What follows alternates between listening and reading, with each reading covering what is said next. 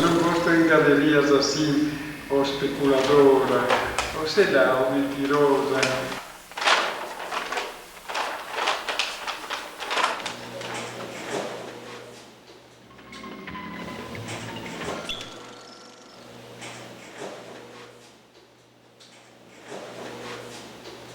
A teoria do Vaccarino é o seguinte: para que preocupar com coisas pequenas? Sabe? É muito interessante a história dessa câmara sobre como ele chegava à conclusão da obra de arte dele. Ele queria fazer um filme, mas ele não sabia que filme ele queria fazer. Ele experimentava bem, mas ele tinha a noção muito clara que o tempo dele era, que a escultura, o tempo dele era muito valioso para a escultura. Tanto é que no final, assim, ele já não ligava para mais nada, ele só trabalhava com escultura mesmo. Nenhum artista é uníssono na sua linguagem, artista verdadeiro. A melhor forma, Mr. Vaccarini, é pegar a máquina e começar a filmar. O mais importante é o senhor saber que esse botão é que liga e desliga. Apertou, o vermelho. O senhor guarda aí, lembra do comunismo. Esse aqui é o comunista da sua máquina. É o único comunista aqui. O grande artista é integrado no seu tempo.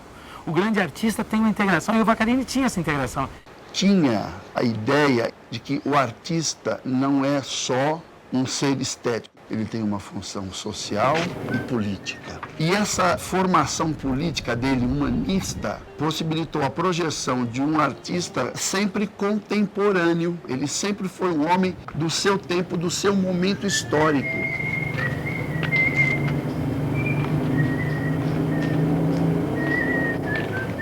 Ele chegou a querer, uma época, um raio laser, né, que pudesse se projetar no céu, né?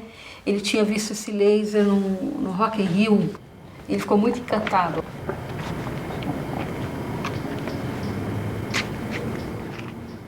Lamento muito por ele não ter podido produzir mais tempo na sua vida. As coisas parecem pequenas, depois parecem pequenas. Se a vida do Vaccarini pudesse ser mensurada, ele passou isso tudo, ó, isso tudo, esse tempo aqui, dividindo trabalhos profissionais como ensino, como projetos, com a arte. E neste pequeno ele só desenvolveu seu trabalho de arte. E eu lamento muito que ele não tenha podido ter estendido essa área aqui. Haverá um tempo daqui a 100 anos, 200 anos, em que nós não saberemos quem foi o prefeito, o vereador, mas todo mundo vai saber quem foi o escultor passando o Vaccarini ao de novo. Isto que vai passar para a história.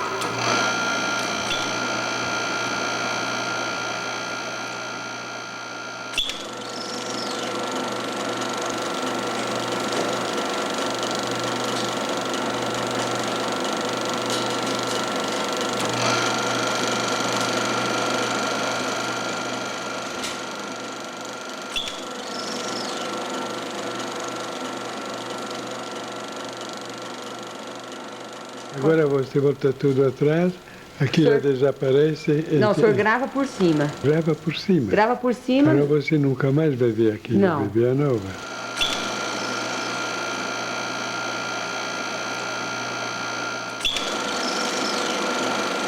No final de 83, 84, ele teve uma espécie de uma isquemia. Ele começou a perder um equilíbrio.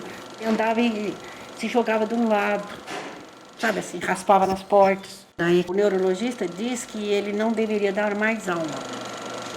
A partir daí o Vaccarini passa a ser mais produtivo. Embora limitado fisicamente em alguns aspectos, ele passa a ter uma produção mais intensa. Ajudou a se libertar de uma série de coisas relativamente secundárias e se dedicar realmente profundamente na coisa em si. Parou de trabalhar fora e se dedicou integralmente ao trabalho dele. Eu senti que ele, para ele, a partir daquele momento, era o trabalho que importava. Ele achava que havia perdido muito tempo. 365 dias. Ele trabalhou durante muitos anos. A gente tentou que ele pudesse ter um pouco de qualidade de vida. Mas a qualidade de vida dele era isso, né? Era trabalhar o máximo possível. Tornou assim quase uma obsessão o trabalho dele. E isso foi acentuando, conforme a idade. Quando ele começou a trabalhar mesmo, com esse tempo todo que ele tinha, né, à disposição, então o ateliê dele sempre foi em casa. Eu estou super admirado. Cheguei a trabalhar 16 horas por dia. Eu nunca me considerei doente. Enquanto estava lá paralisado, eu não me considero doente, eu não sou mesmo.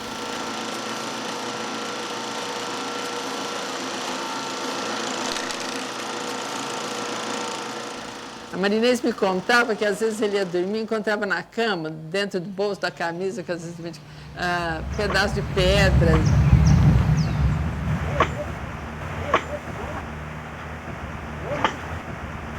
O Vaccarini era uma personalidade intensa e ele, quando voltava para sua obra, ele estava intenso. Aí ele viajava mesmo, ele estava em transe como é necessário um grande artista entrar. Transe.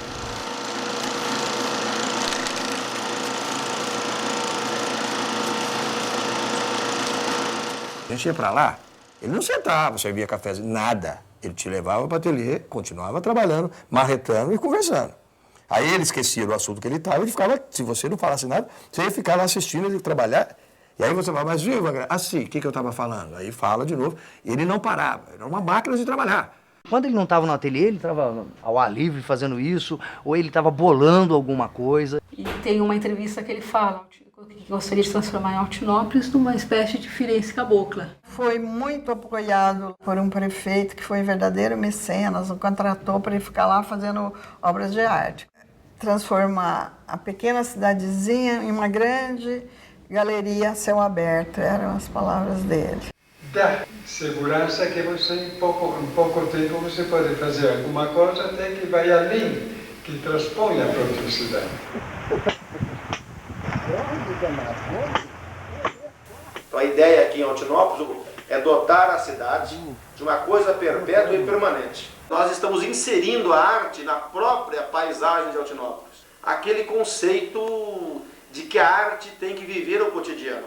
Hoje, essas obras do Vaccarini são a própria essência da cidade de Altinópolis. Não é fácil, também passei a minha altura, quase com 80 anos, para dizer hoje, me sinto realizado. Mas na vida, sentir-se realizado uma vez já vai válido. O que é importante no artista é ter uma obra original. E isso ele fez muito bem.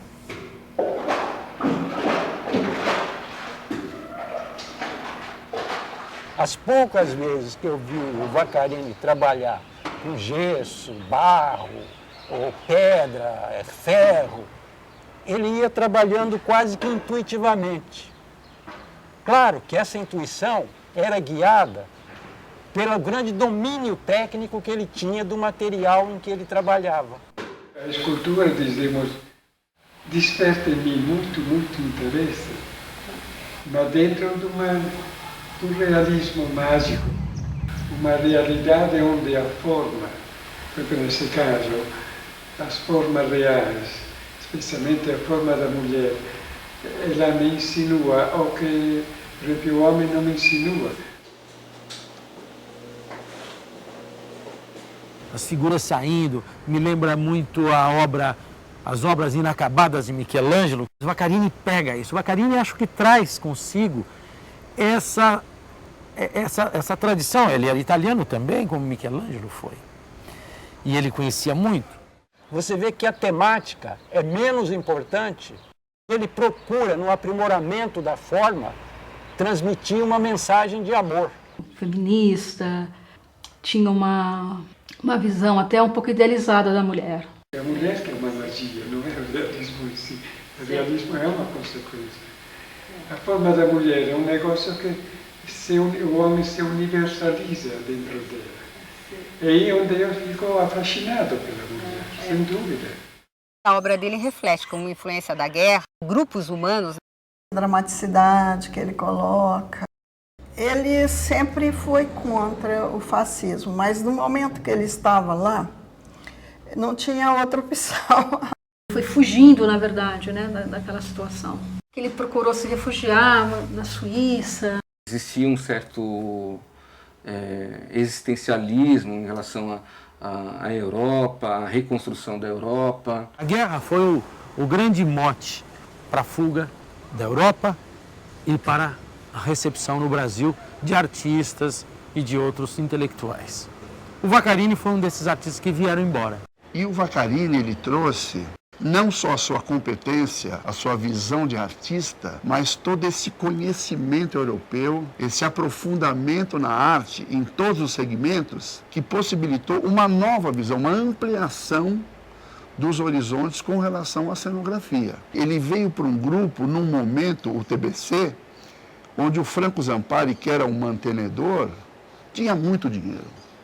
Então, o TBC chegou a ter uma tecelagem para criar os seus próprios tecidos e uma confecção e uma grande oficina de cenografia. O Vaccarini teve a possibilidade, no TBC, de colocar em prática todo o seu conhecimento, todo o seu estudo, a sua pesquisa. Eu acho que ele teve uma importância em São Paulo que não foi reconhecida, deixou a coisa mais ou menos inacabada. Em 1956, no centenário de Ribeirão Preto, que ele vem fazer praticamente a cenografia da cidade. Ela está completando 100 anos, acho que tem uma vontade da cidade, ou que seja da administração pública, de que a cidade se modernize.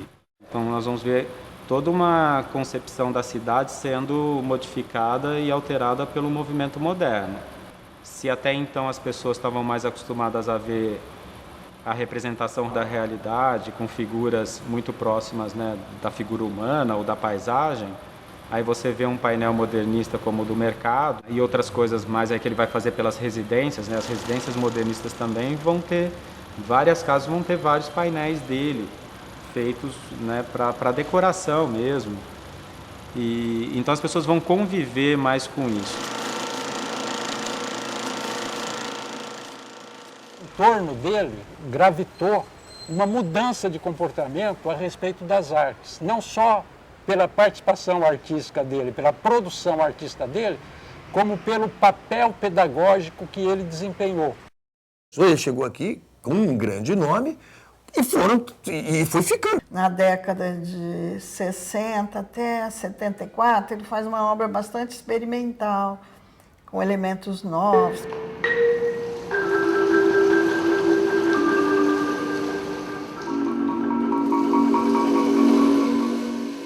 Eu vi umas experiências dele, de plastificar calça jeans. Material de sucata, resto de máquina de escrever, pedaço de bicicleta. Sobras, toneladas de filmes, 16mm, sempre tem algum problema, então ele não utilizava. Jogamos ali tudo no tanque, passando água sanitária, ficou limpinho. Aí enrolei, ficou pronto. Bom, eu falei, Vaccarini, a fita nós já temos. Era uma característica do Vaccarini, isso, participar de tudo. Além de ser uma pessoa consagrada à arte, era uma pessoa que estava aberta para a gente, um entusiasta. Ele era tão alucinado por cinema que ele topava qualquer parada.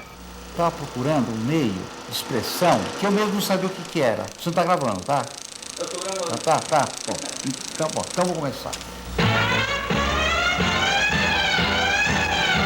Eu falei, Vaccarini, você pensou, você pintou. Vamos fazer alguma coisa nesse desenhado em película? Foi uma coisa mais ou menos assim. Centro Experimental de Cinema da Escola de Artes. Vaccarini tinha uma coisa muito importante. Ele tratava a liberdade de expressão com muito primor. A liberdade como essencial. É muito interessante a história dessa Câmara sobre como ele chegava à conclusão da obra de arte dele. Ele queria fazer um filme, mas ele não sabia que filme ele queria fazer. Era tudo um sonho.